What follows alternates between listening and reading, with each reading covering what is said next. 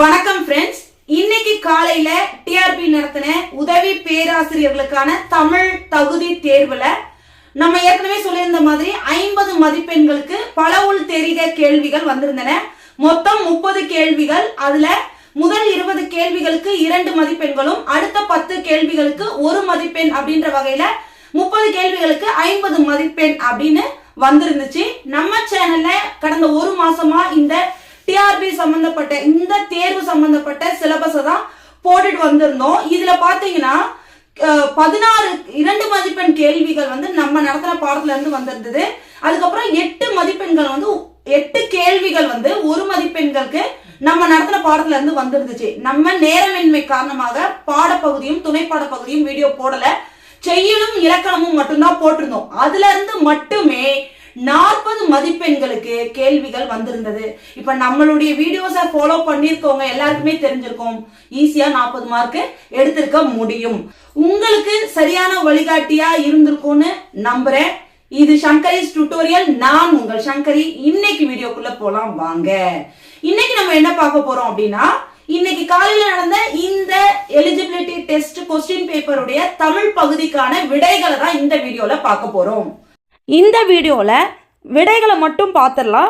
ஒருவேளை கேள்விகளுக்கும் விடைகளுக்குமான விளக்கம் உங்களுக்கு வேணும்னு தோணுச்சுன்னா கமெண்ட்ல கேளுங்க, தனியாக அது ஒரு வீடியோவாக நான் போடுறேன். இப்போ முதல் கேள்விக்கான பதில் option B, A4 B3 C2 D1. ரெண்டாவது கேள்விக்கான பதில் ஆப்ஷன் ஏ, கூற்று 1 2 சரி. மூன்றாவது கேள்விக்கான பதில் option A, A4 B1 C2 D3. நாலாவது கேள்விக்கான பதில் B, A3 B4 C1 D2. ஐந்தாவது கேள்விக்கான பதில் ஆப்ஷன் பி, கூற்று 1 2 தவறு, அதாவது கூற்று 3 மட்டும்தான் சரி. ஆறாவது கேள்வி option C, A4 B3 C2 D1.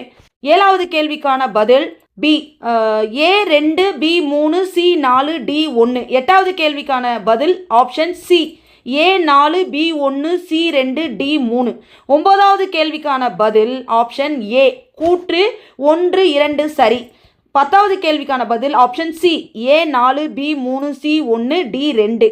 11வது கேள்விக்கான பதில் டி, கூற்று 1 தவறு 2 தவறு. 12ஆம் கேள்விக்கான பதில் ஆப்ஷன் பி, நடு இரவில் விருந்தினர் வந்தாலும் மகிழ்ந்து வரவேற்று உணவிடும் பண்பு. 13ஆம் கேள்விக்கான பதில் option C, A3 B1 C4 D2. 14ஆம் கேள்விக்கான பதில் ஆப்ஷன் சி, 1 3 பொருந்தி உள்ளவை.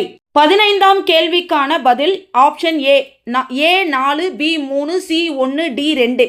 16வது கேள்விக்கான பதில் option B, A3 B1 C4 D2. 17ஆம் கேள்விக்கான பதில் ஆப்ஷன் ஏ, கூற்று 1 சரி 2 தவறு. 18ஆம் கேள்விக்கான பதில் option A, A3 B1 C4 D2. 19வது கேள்விக்கான பதில் ஆப்ஷன் பி, மதுரை காண்டம், கூடல் காண்டம், திரு ஆலவாய் காண்டம். 20வது கேள்விக்கான பதில் option A, A4 B1 C2 D3. 21ஆம் கேள்விக்கான பதில் ஆப்ஷன் சி, மலைகள் மீது மேகம் திரண்டது. 22ஆம் கேள்விக்கான பதில் ஆப்ஷன் பி, பால் வழுவமைதி. 23ஆம் கேள்விக்கான பதில் ஏ, முக்கூடர் பள்ளு.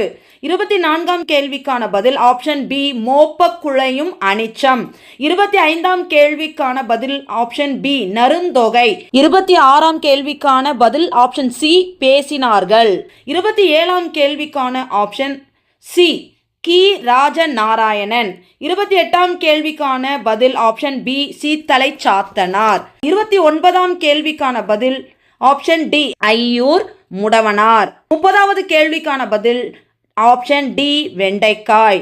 பதில்களை தெரிஞ்சுக்கிட்டீங்க. நம்ம சேனலை பார்த்து உங்களுடைய வெற்றிக்கான என்னுடைய மகிழ்ச்சியை தெரிவிச்சுக்கிறேன். நம்ம சேனல்ல தொடர்ந்து தமிழ் பாடப்பகுதிகளை போட இருக்கிறோம். இன்னும் வேற சில எலிஜிபிலிட்டி டெஸ்ட்டுக்குரிய தமிழ் பகுதிகளையும் போட இருக்கிறோம். தொடர்ந்து நம்ம சேனலை பார்த்து எனக்கு ஆதரவு கொடுங்க. லைக் பண்ணி சப்ஸ்கிரைப் பண்ணி தேவைப்படுறவங்களுக்கு ஷேர் பண்ணி உதவி பண்ணுங்க. மீண்டும் இன்னொரு காணொளியில் உங்களை சந்திக்கிறேன். வெற்றி பெற்றமைக்கு மகிழ்ச்சி. நான் உங்கள் சங்கரி.